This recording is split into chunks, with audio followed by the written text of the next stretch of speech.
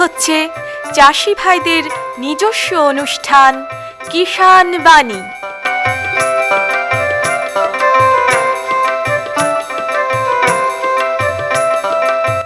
কৃষি, মাছ চাষ, প্রাণী সম্পদ উন্নয়ন, সমবায়, ফল চাষ, কৃষি প্রযুক্তি, পশুপালন, গ্রামোন্নয়ন এ সব কিছু জানতে শুনুন কিষাণ বাণী।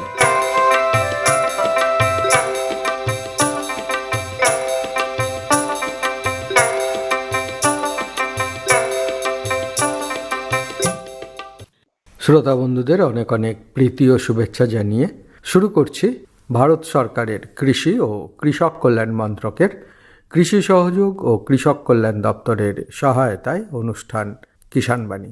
আজ কিষাণ বাণী অনুষ্ঠানে আমরা একজন কৃষক বন্ধুকে পেয়েছি, এসেছেন কাঁদি ব্লকের ভোলানাথপুর গ্রাম থেকে, মঙ্গল দাস। মঙ্গলদার নমস্কার আপনাকে। নমস্কার। মঙ্গলদার সংসার কিসের ওপর নির্ভর করে? আমার স্যার এই ছাগল ফাগল নিয়েই আমার সংসার চলছে। ছাগল পালন করেন? হ্যাঁ। এমনি জমি জায়গা আছে চাষে? না, জমি জায়গাও অল্প স্বল্প আছে, ওই সবজি চাষ হয়। সে কতটা জমি? নিজস্ব তো? ওটা নিজস্ব। কতটা? ওটা আপনার ওই 10 কাঠা 12 কাঠার মতো জায়গা আছে। ওটা এটা সেটা সবজি চাষ করি। শুধু সবজিই করেন ওখানে? কি কি সবজি করেন ওখানে? সবজি করি, বেগুন করি, শাক করি, এখন আবার পালং শাক বুনবো, তারপরে আবার লাল শাক, এসব শাক হয়, তারপর লঙ্কাও হয়, তারপরে আপনার মূলোও হয়, সব রকম হয়। সব রকম? শাক টাক করলে তো বেশ অল্প দিনের মধ্যেই একটা ভালো পয়সা পাওয়া যায়। হ্যাঁ স্যার। হ্যাঁ। আর এছাড়া ছাগল পালন করেন? কতগুলো ছাগল আছে? ছাগল আছে আপনার 21টা। 21টা? কি জাতের ছাগল? ছাগল জাতের ছাগল, বড় ছাগল। বড় ছাগল। জাতটা নাম জানেন? জাতটা আপনার, তবে আমরা দেশি বলি, বড় জাতের, দেশি বড় জাতের। আমাদের কি ব্ল্যাক বেঙ্গল এগুলো যে বাংলার কালো ছাগল যেগুলো বলি, সেগুলো তো হাইট কম, ছোট সাইজের হয়। না স্যার, আর একটা বড় জাতের হয় যার বড় বড় কান হয়। বড় বড় কান, হ্যাঁ, ওইগুলো। এই যে 21টা ছাগল, মানে অনেকগুলোই তো ছাগল। হ্যাঁ। তো এইগুলো রাখেন কোথায়? রাখি আমি বাড়িতে রাখি, আলাদা। এর জন্য কি আলাদা ঘর আছে? আলাদা ঘর আছে। তারপর আপনার মেঝে আপনার করা আছে, বালি সিমেন্ট দিয়ে মাজা আছে, যাতে নোংরা না হয়। রাব ঢালাই করা আছে? রাব ঢালাই করা আছে, যাতে মানে পিছলে না পড়ে। যে ছাগলগুলোর কথা বলছেন আপনি, এই ছাগলগুলো আপনার বাচ্চা কতগুলো করে হয়? বাচ্চা কোনো ছাগলের 3টে হয়, কোনটা 4টে হয়। 4টে পর্যন্ত বাচ্চা হয়? 4টে পর্যন্ত বাচ্চা হয় আমার যা ছাগল। আর আপনার খুব যত্নের উপরে রাখতে হয়। কি ধরনের যত্ন করেন? যত্ন আপনার মশা লাগতে দিই না, একরকম মশার যে ধূপকাঠি পাওয়া যায়, মশার ধূপকাঠি দিই, অ্যালার্ট জল দিই ঘরে, যাতে মশা না লাগে। আর মশা একটু লাগলেই চেঁচাতে লাগবে। ফ্যান আছে। তারপরে আপনার 2-3 বার করে পেচ্ছাপ করাই রাত্রে, ঘরে যাতে পেচ্ছাপ না করে। বাইরে বার করে? বাইরে বার করে, বাড়ির ভেতরেই, মানে একটু ফাঁকা জায়গা আছে সেইখানে। খাওয়ান কি ছাগলকে? খাওয়াই আপনার সকালবেলাতে চাল খোল, মিষ্টি খোল যাকে বলে, ওই খোলটা খাই, চাল খোল খাই। তারপরে আপনার ভুট্টা ভাঙা ছাতু, ওই ময়দা পাইল করে ভুট্টা ভাঙা খাওয়াই। দুপুরের দিকে আপনার ওদের রান্না হয়, আলাদা ভাত করতে হয় ওদের। ভাত করে আমরা ভাত খাই। কিসের ভাত? চালের ভাত না খুদের ভাত? না, চালের ভাত। চালের ভাত? আচ্ছা। চালের ভাত করে ওদেরকে দিতে হয়। দিয়ে তার সঙ্গে আবার কোনো ছাগলের শরীর খারাপ হলে আবার সেই আপনার মিক্সচার কিনে রেখেছি, ওই ভাতের সঙ্গে পাইলকেও খাওয়াতে হয়। আর ঘাস টাস তো খাওয়াতে হয়? ঘাস তো খাওয়াতে হয় স্যার। এই ছাগলগুলোকে কি সবসময় বাড়িতে রেখেই পোষেন না ছেড়ে পোষেন? এখন বাড়িতে আছে, ধান টান আছে জমিতে, সব মাঠে। তারপর ধান উঠে গেলে আবার ছেড়ে পুষবো। তো মাঠে নিয়ে যান? মাঠে নিয়ে যাই চড়াতে। চড়াতে নিয়ে যান? হয়তো মানে কিছুক্ষণের জন্য মাঠে গেল, একটু ঘোরাফেরা করলো, খেলো, আবার ঘরে নিয়ে আসলো। ম্যাক্সিমামটা ঘরেই থাকে? ঘরেই এখন থাকে। হ্যাঁ। কি ধরনের রোগ হয় কি ধরনের ছাগলের? রোগ আপনার এখন দেখা যাচ্ছে থাকতে কিছু জায়গায় ঘা হয়েছে। তারপরে আপনার একটু খাওয়ার বেশি দিলে তো পাতলা পায়খানা, স্যার মানে খুব কঠিন অবস্থায়, বর্ষার দিনে ওদিকে রাখা খুব মুশকিল। ঘাটা বেশি হয়েছে স্যার। কালকেই ডাক্তারকে দিয়ে ওষুধ নিয়ে এলাম, ঘায়ের জন্য ইঞ্জেকশন করলো, ট্যাবলেট দিল, তারপর লাগানো ওষুধ দিয়েছে, মলম দিয়েছে। খুব যত্ন করে রাখতে হচ্ছে। আর কি ধরনের রোগ হয়? আর এমন কিছু রোগ আমার ছাগল আমি দেখতে পাই পেট না। খারাপ হয় না?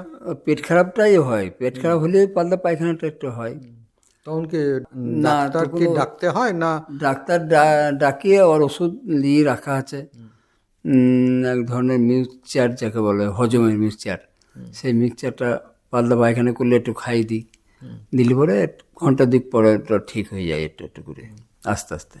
বাচ্চাকে দুধ দেবে, বাচ্চাকে দুধ দেওয়ার সঙ্গে সঙ্গেই ওদের খেতে দিতে হবে, মানে বাচ্চাকে দুধ দেওয়া হয়ে গেছে এবার খেতে দিতে হবে, এরকম কথা।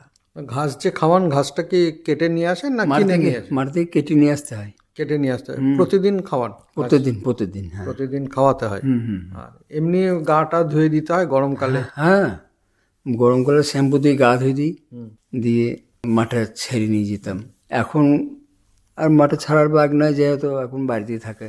এই তো সেদিন আজ দিন 20 হলো, 3টে বাচ্চা হলো আবার, তার গা পরিষ্কার করে ধুয়ে, পরিষ্কার করে শ্যাম্পু দিয়ে পরিষ্কার করে ধুয়ে দিলাম। তো খুব যত্নের উপরে রাখতে হচ্ছে স্যার। আর ছাগল পোষা মুশকিল কত খুব। বাচ্চাগুলো হয়, সেই বাচ্চাগুলো তো বিক্রি তো করতেই হয়, বিক্রি না করলে তো আপনার এখান থেকেই তো একটা বড় টাকা আপনার সংসারে খরচ হয়। হ্যাঁ, তাই তো? হ্যাঁ। তো বছরে কবার বিক্রি করেন সব? বছরে 2বার বিক্রি করি। 2বার? কখন? এই ধরুন এই পুজোর সময় কটা 3-4টে আছে, ওটা দিয়ে দেবো বিক্রি করার মতন। এখন সব বাচ্চা, আবার বাচ্চা দেবে, সেইগুলো আবার বিক্রি করবো আপনার সেই খরার সিজনে আপনার ওই মাঘ মাস ফাল্গুন মাসের দিকে, তখন ওগুলো বড় হয়ে যাবে একটু।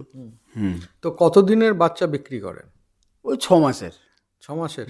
6 মাসের বাচ্চা কত টাকায় বিক্রি করেন? 6 মাসের বাচ্চা আপনার ওই বেশি টাকায় তো বিক্রি হবে না? না, ওই ছোটই থাকবে তো। হ্যাঁ, ওই মোটামুটি 4,000 করে বিক্রি হয়। 4-5 হাজার করে? 1,000 টাকায় বিক্রি হয়?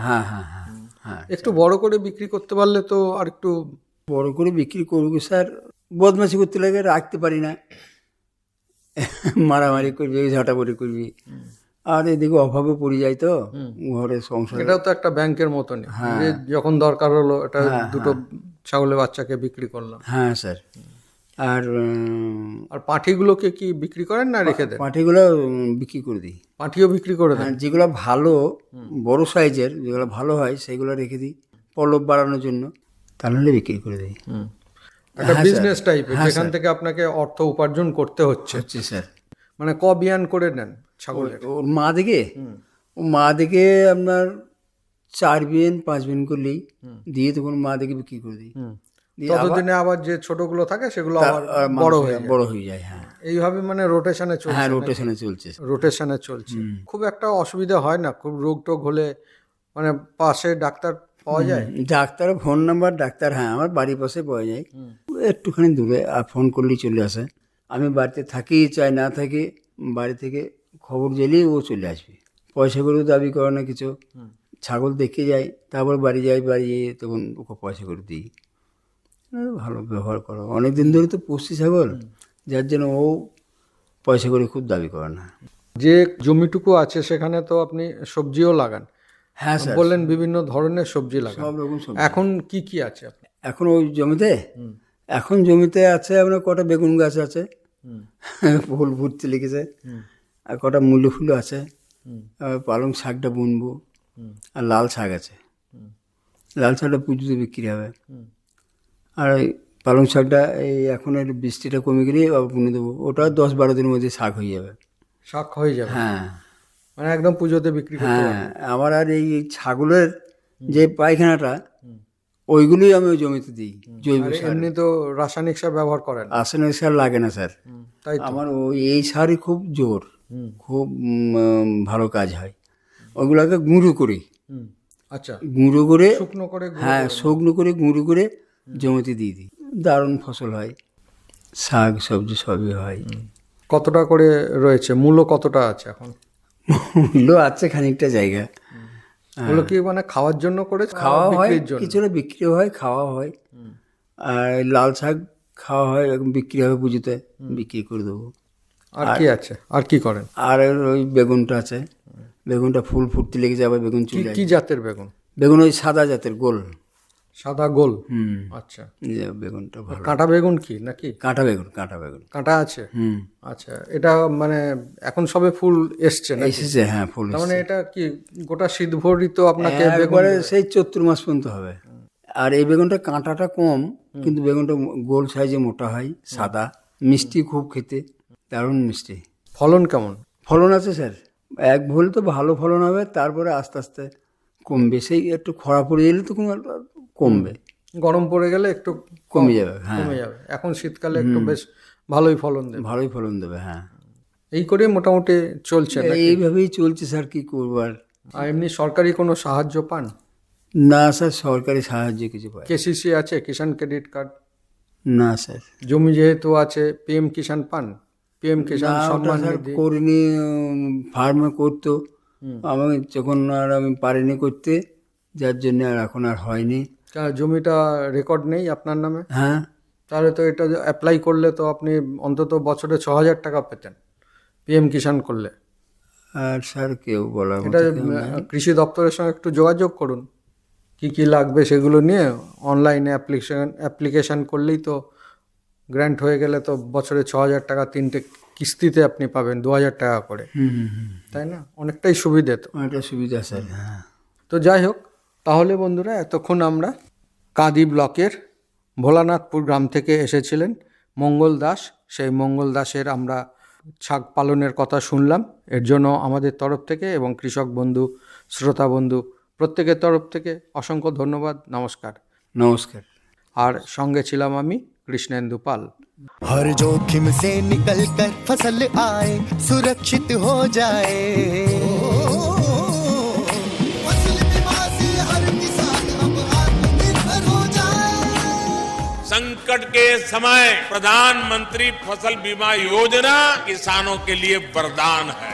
अब सूखा पड़े या बाढ़ आ जाए, कोई डर नहीं। अब ओले पड़े या कीट पतंगे फसल खा जाए, कोई फिक्र नहीं, क्योंकि हमने लिया है प्रधानमंत्री फसल बीमा। बुआई से फसल कटाई तक हर जोखिम का दावा, न्यूनतम प्रीमियम पर अधिकतम भुगतान का वादा। योजना से हर साल जुड़ रहे हैं 5 करोड़ से ज्यादा किसान। अब आपकी है बारी। नजदीकी कृषि कार्यालय, सहकारी समिति, बैंक शाखा, अधिकृत बीमा कंपनी या जन सेवा केंद्र में स्वेच्छा से करा सकते हैं पंजीकरण। फसल बीमा पोर्टल या फसल बीमा ऐप द्वारा भी कराया जा सकता है पंजीकरण। प्रधानमंत्री फसल बीमा योजना, आपकी फसलों का संपूर्ण सुरक्षा कवच। कृषि एवं किसान कल्याण मंत्रालय, भारत सरकार। পরবর্তী প্রসঙ্গে যাওয়ার আগে আসুন আমরা শুনি লোকগীতি, শিল্পী অংশুমান রায়।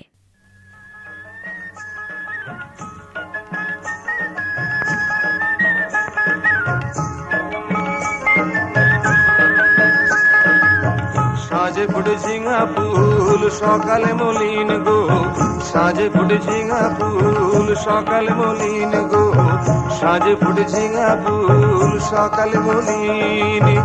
আজ বন্ধ ছাড়ে গেলে পরের দিন গো, সাজে ফুটে ঝিঙা ফুল সকালে মলিন।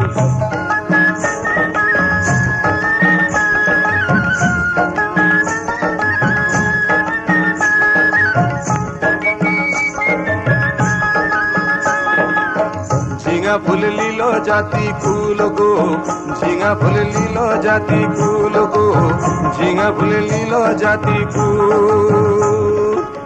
মনে করি আসাম যাব জোড়া পাকা টানাইব, মনে করি আসাম যাব জোড়া পাকা টানাইব। আসামে যে সাহেব দিল তোর কোদালের কাম, তুয়ার লীল জাতি কুল রে বাঁশির গানে। ঝিঙা ফুল লীল জাতি কুল গো, ঝিঙা ফুল লীল জাতি কুল।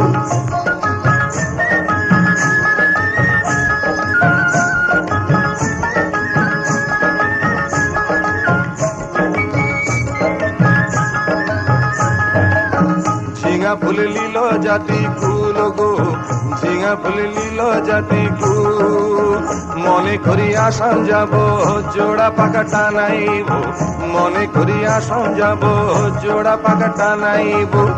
আসামে যে সাহেব দিল তোর কোদালের কাম, তুয়ার লীল জাতি কুল রে বাঁশির গানে ঝিঙা ফুল লীল জাতি কুল গো ঝিঙা ফুল লীল জাতি কুল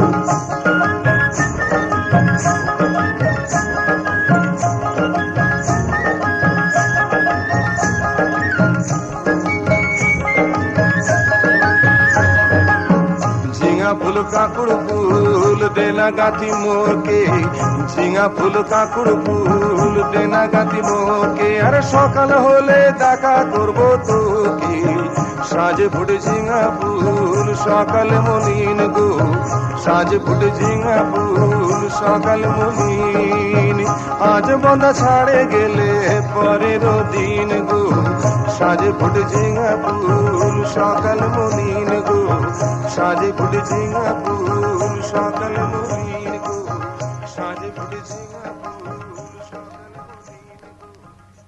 লোকগীতি শুনলাম শিল্পী অংশুমান রায়। प्रधानमंत्री किसान मान धन योजना। मिलेगा पेंशन का सहारा कृषक ना होगा बेसहारा जुड़ेगा खुशियों से नाता कटेगा सुख से बुढ़ापा सुरक्षित होगा अन्नदाता सुरक्षित होगा अन्नदाता।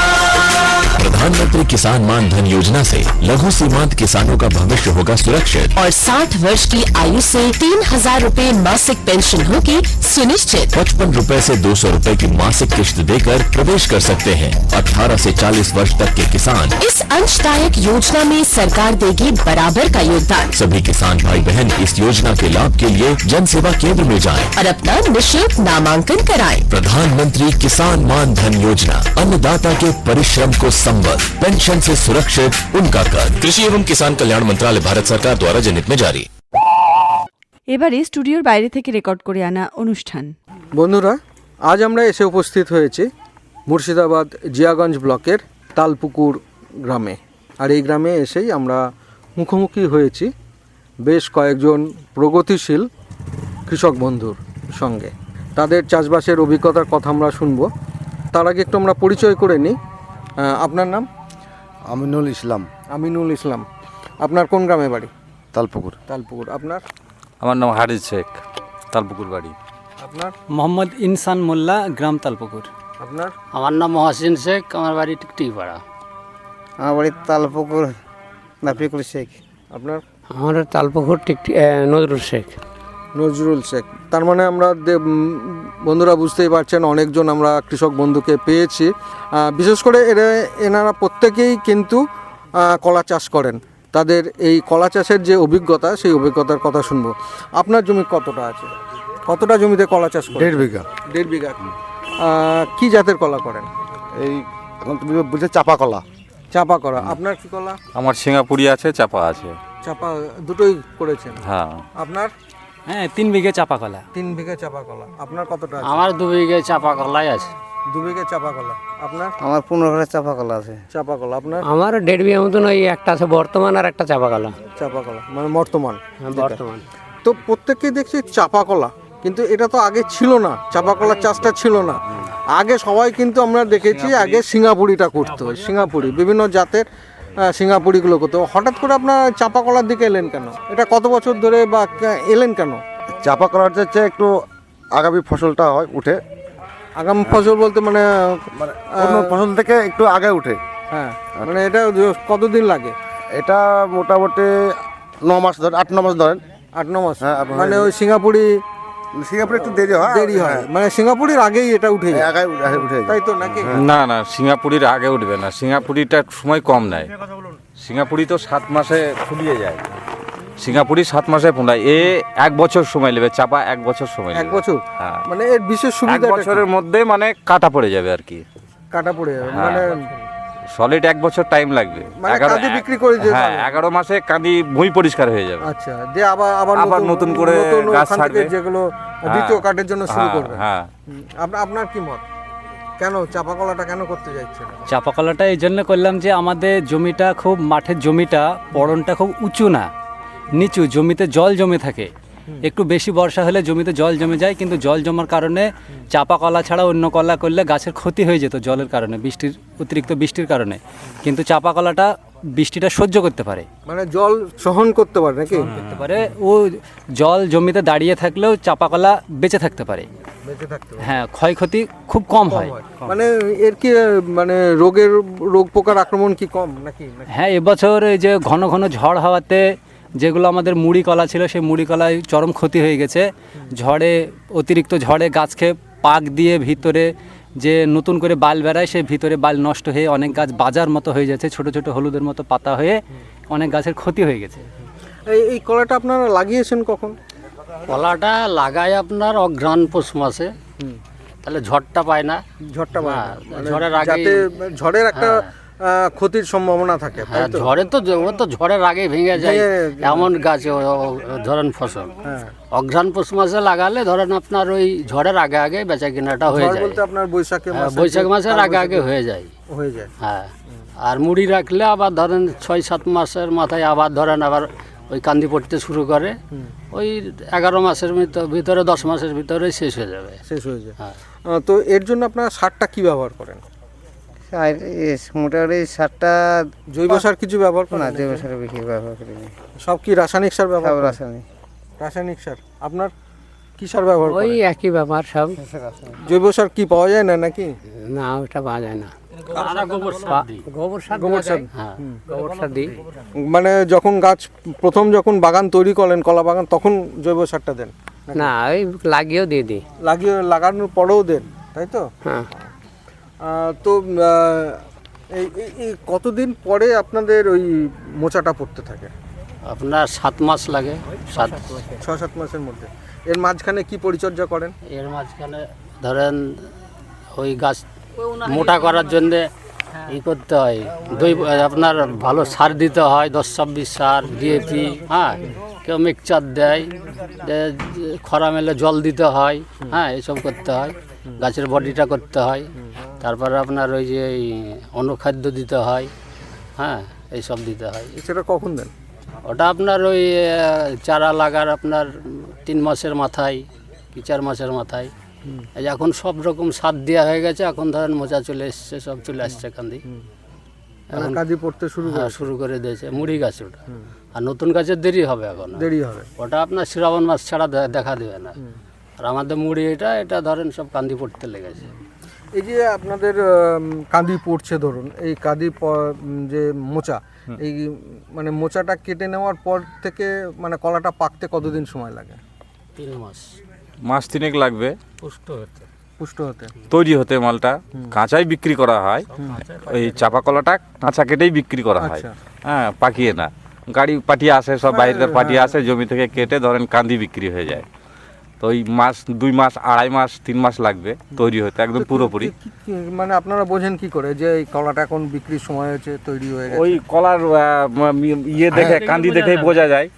সাইজ হয়ে যায়, কলার মোটা হয়ে যায়, গোল হয়ে যায়, কাটার মতো একটা সময় হয়ে যায়, বুঝতে পারা যায় তখন। মানে চিকন হয়ে যায়, একটা চিকন হয়ে যায়। কলার গাটা একটু বেশ চিকন হয়ে গেলে হালকা, একটু হালকা হলুদ কালারও আসলো, তখন কিছু ওজন হয়ে যায় না, কান্দি ওজন হয়ে যায়। আবার ভিটামিনও মারতে হয়। আচ্ছা, ভিটামিনটা কেন মারেন? ওটা আপনার মোটা করার জন্য, কলাটা মোটা করার জন্য। এই ভিটামিন যে মারেন, এতে যারা মানে কলা খাচ্ছে ধরুন, তাদের কোনো ক্ষতি নেই? এতে অসুবিধা হয়। বোরন পাউডার, আপনার বোরন পাউডার দিলে কোনো ক্ষতি নেই। কলাটা আপনার খুব পরিষ্কার হবে, দেখতে সুন্দর লাগবে, অথচ কলাটা মোটা হবে। বোরন পাউডারটার ক্ষতি নেই। আর আপনার অন্যটা ক্ষতি আছে, বোম ফলা এগুলা এইসব দিলে পারে ক্ষতি হয়। সেই তো, মানে এগুলো দেওয়া মানে কি আমার তো কলার ভেতরে তো ছড়াবেই, নাহলে আপনার মোটা হবে। আপনি যদি মোটা হওয়ার চেষ্টা করেন, তবে ভিটামিন ট্যাবলেট খাবেন, তবে তো আপনি মোটা হবেন। তো ওটাও তাই।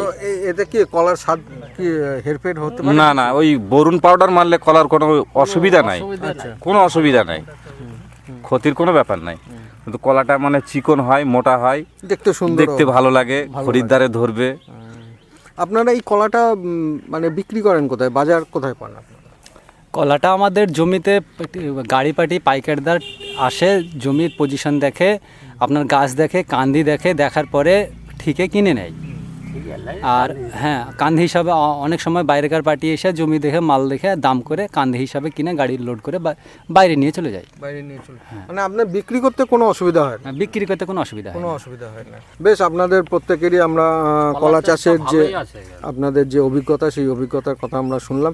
এর জন্য আমাদের তরফ থেকে এবং আমাদের যারা কৃষক বন্ধু, যারা শ্রোতা বন্ধু রয়েছে, তাদের তরফ থেকে আপনাদেরকে অসংখ্য ধন্যবাদ। নমস্কার। এতক্ষণ শুনলেন স্টুডিওর বাইরে থেকে রেকর্ড করে আনা অনুষ্ঠান।